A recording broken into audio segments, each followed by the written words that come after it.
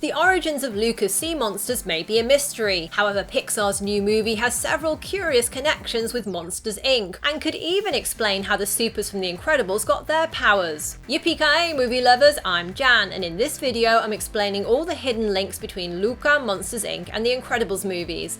To understand where Luca's sea monsters may come from, we need to revisit a few key moments from Pixar's OG creature feature Monsters Inc. In that film, monsters travel through doors which act as portals to the human world, where they harvest screams for energy to power their own monster world. And although the monsters make it their business to be as scary as possible to children, they themselves are absolutely terrified of human beings. The kid almost touched me. She got this close to me. I could have died! In the monster world, humans are considered so incredibly toxic that even a stray item of clothing on a monster's back has to be destroyed via controlled explosion. The affected monster is also forcibly decontaminated by shaving off all their hair and disinfecting them. So when a live human child, Boo, comes through a door and is discovered on the loose in the monster city, a full-blown panic ensues. Given all that, could you imagine how the inhabitants of Monstropolis might react to seeing one of their fellow monsters suddenly transform into a human, like the sea monsters are able to do in Luca? There is in fact an amusing version of this in Luca itself, when we see Daniela's reaction to what she calls a land monster when she mistakes her husband Lorenzo for a human. It's me! Oh, what? You scared the scales off of me! Wow, we look horrifying. In the world of Monsters Inc., we know that the concept of banishment, a form of punishment that involves sending away monsters to live in the human world permanently, already exists. Loch Ness, Bigfoot, the abominable snowman. They all got one thing in common, pal. Banishment! It was used against Mike and Sully when they uncovered Mr. Waternoose and Randall's plot. And in Monsters University, it's implied that tampering with the mail at the factory mailroom was the reason the abominable snowman was banished to the Himalayas. And although we see monsters learning underwater skills at the School of Aquatics in Monsters University, if one of them suddenly took on a human form after emerging from the water, we can assume that the other monsters would be extremely fearful and suspicious of them, perhaps going so far as to banish them. And what if the Loch Ness Monster, who's been mentioned as existing in the Pixar universe, was one of these monsters? Obviously we're talking about fiction here, but perhaps the reason the existence of Nessie has never been proven is because it has the ability to come out of the water and disguise itself as a human. Could the Loch Ness Monster be a monster-human hybrid species like Luca and Alberto? Legends of the Loch Ness Monster date back as far as the 6th century, and although Loch Ness is in Scotland, there would be plenty of time for that monster to use its human form to mix with the human population, in time for its descendants to end up in the Italian Riviera near Porto Rosso. A Monsters Inc. character who has somewhat related powers to Luca's sea monsters is the villain Randall Boggs, who has the power of camouflage to a much greater degree than real-life chameleons. Randall isn't a shapeshifter, but he can change his skin to blend into his surroundings, and although he initially can't control his ability in Monsters University, by the time of Monsters Inc. he's in full charge of his powers. Perhaps the sea monsters in Luca then have a related gene to Randall, except they don't seem to be able to fully control switching it on and off like him, which could even imply the skin-changing power evolves between the time of Luca and Monsters Inc.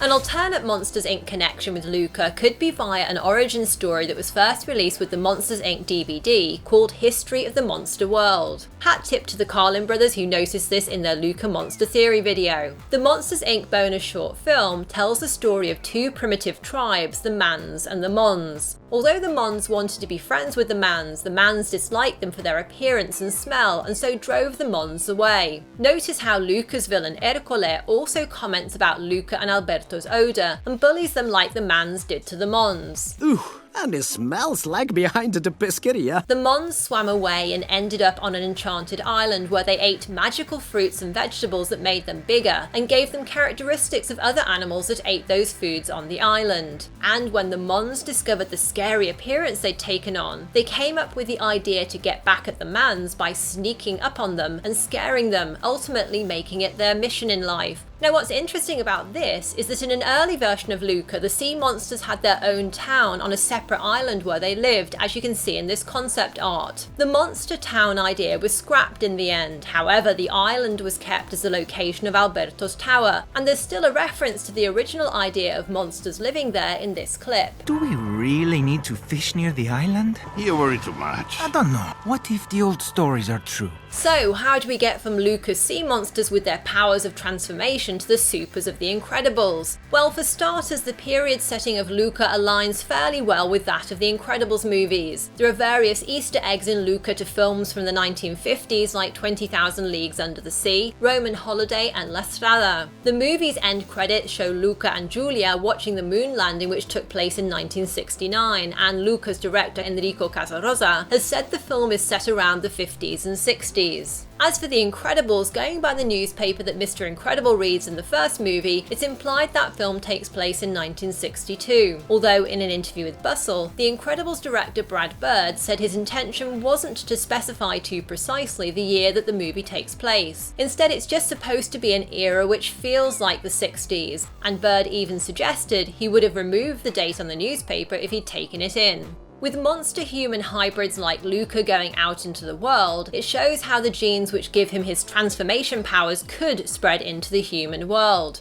Or alternatively, Luca's keen interest in astronomy could also lead him to come into contact with NASA, where his special abilities would undoubtedly generate interest in him from other government agencies, who might in turn unlock the key or gene that gives him his powers. Both of these possibilities, where supers either have their powers from birth, like Jack, or acquire them, say, through experiments or accidents, could fit with what Brad Bird has said about the origins of his character's powers, as he considers both as possibilities for where their extraordinary abilities come from. In an interview with Cinema Blend, Bird said, "If we have a baby with superpowers, that means they can be born. Although I wouldn't say that every superhero in this universe is naturally created. Maybe there are some toxic spills in there." Now, it's unlikely that Luca himself is the sea monster directly responsible for any genetic origins of the supers, as we know from the first Incredibles movie that supers were already operational in the 1940s.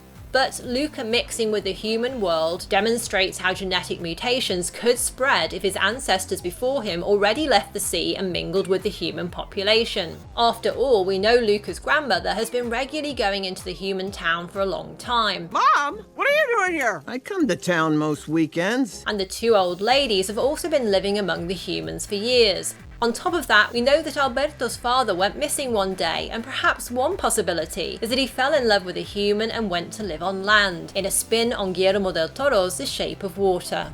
So I had a lot of fun thinking up and theorising about these curious connections between Luca, Monsters Inc and The Incredibles. And if you want to discover all the Pixar Easter eggs I found in the movie, to the likes of Inside Out, Finding Nemo and Up, tap here to watch my full Things You Missed video. Or you can watch how Pixar's previous movie Soul confirmed many aspects of the Pixar theory. There's also links to that in the video description. Now, do you think Luca, Monsters Inc and The Incredibles could be connected? And do you have any other theories about Luca and the Pixar universe? Let me know in the comments below. If you enjoyed this, then I really appreciate a thumbs up and a share. Next, you can tap left to learn about all the hidden messages and meanings in the ending of Luca, including what Alberto's secret catchphrase really means. Or tap right for another Pixar video. Thanks for watching and see you next time. Yippee-ki-yay, movie lovers!